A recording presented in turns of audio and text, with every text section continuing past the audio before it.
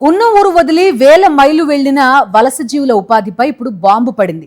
Israel Iran యుద్ధంతో ప్రత్యక్షంగా బాంబుల శబ్దాలకు భీతిల్లితే పరోక్షంగా ఎక్కడో మారుమూల పల్లెల్లో కూడా ఆ ప్రతిధ్వనులు భయపెడుతున్నాయి. ఇజ్రాయెల్తో అమెరికా కూడా కలవడంతో మొత్తంగా ఆ ఎఫెక్ట్ గల్ఫ్ దేశాలకు పాకింది. ఆ ప్రభావం కాస్త ఉపాధి కోసం గల్ఫ్ ను నమ్ముకున్న భారతీయులకు మిసైల్ ఘాతంగా మారింది. ఉపాధి కోల్పోయి దిక్కుతోచని స్థితిలో ఉన్నారు గల్ఫ్ బాధితులు. ఇతడి పేరు పెరుమాండ్ల జనార్దన్. జగిత్యాల జిల్లా భీమారం మండలం కమ్మరిపేట వాసి. గత 8 ఏళ్లుగా వీరి కుటుంబం గడవడానికి గల్ఫ్ ఉపాధే కారణం. 2 ఏళ్ల క్రితమే బహ్రెయిన్ వెళ్లాడు. కానీ ఇజ్రాయెల్ ఇరాన్ యుద్ధ ప్రభావం బహ్రెయిన్ పై పడింది. బాంబుల మూత అక్కడి ఉపాధి కోసం వెళ్లిన జనార్దన్ను గజగజ వణికించింది. బతికుంటే బచ్చలాకు తిని బతకొచ్చనేంత భీతి గొల్పింది. దానికి తోడు అక్కడి కంపెనీ కూడా ఆ విపత్కర పరిస్థితుల్లో చాలా మంది కార్మికులను తిరిగి పంపించేసింది. దాంతో జనార్దన్ 3 నెలల క్రితమే తిరిగి వచ్చేశాడు.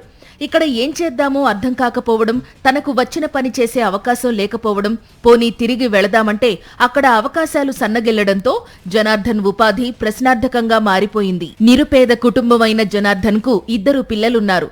ఇప్పుడీ కుటుంబం రోడ్డుపైకొచ్చి ఏం చెయ్యాలో పాలుపోని స్థితిలో ఉంది.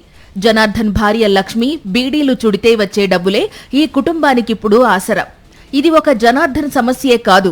ఉమ్మడి కరీంనగర్, నిజామాబాద్, ఆదిలాబాద్ జిల్లాల్లో ఇలా ఉపాధి కోసం గల్ఫ్ బాటను ఎంచుకున్న వారంతా ఇప్పుడు యుద్ధం ఎఫెక్టుతో ఆ ఉపాధి కరువై బిక్కుబిక్కుమంటూ ఏం చెయ్యాలో పాలుపోని స్థితిలో గడుపుతున్నారు. నేను 7 సంవత్సరాల నుంచి బేరాను పోతుంది.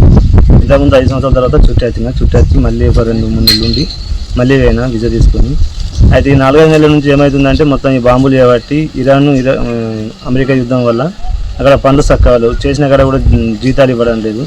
అందువల్ల మా కంపెనీ ఏం చేసిందంటే నీకు మళ్ళీ 2 నెలల తర్వాత 3 నెలల తర్వాత పిలుస్తూ ఉన్నారు. ఇప్పటికీ పిలుపు రాలేదు, ఏం రాలేదు. ఒకవేళ మన టికెట్ పెట్టుకుని పోదామన్నా కానీ ముందు 10,000 టికెట్ ఉండే, ఇప్పుడు టికెట్ తీసుకుందామన్నా 40-50 టికెట్ అవుతుంది. ఇతని పేరు సదానందం. గత 15 ఏళ్ల నుంచి గల్ఫ్ దేశాలు తిరుగుతున్నాడు. గతంలో దుబాయ్, మస్కట్లో పనిచేసిన అనుభవమున్న సదానందం 6 నెలల క్రితం బహ్రెయిన్ వెళ్లాడు.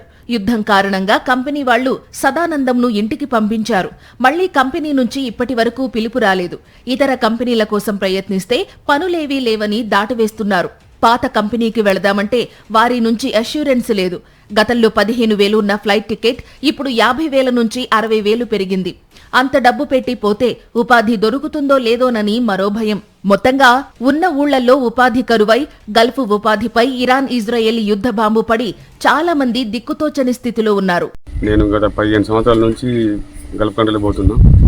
మొన్న 6 నెలల క్రితం బేరాన్ పోయినాక 2 నెలలు పనిచేసిన అంతే. యుద్ధం చాలా అయింది. అక్కడ యుద్ధం చాలా అయినాక పక్క పనులనే పడుతున్నాయి బాంబులు. ఒకసారి తర్వాత కంపెనీలు పని మీరు ఏం చేస్తారు సత్తా ఇంటికి పోతే అన్నట్టు మాట్లాడింది. సరే అని ఇంటికి వచ్చినాము.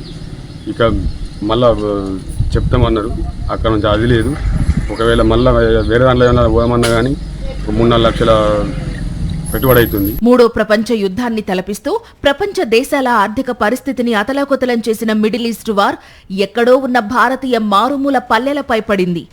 ఎక్కడో నిప్పు రాజేస్తే ఇక్కడ మంటలు రావడం అంటే ఇదేనేమో.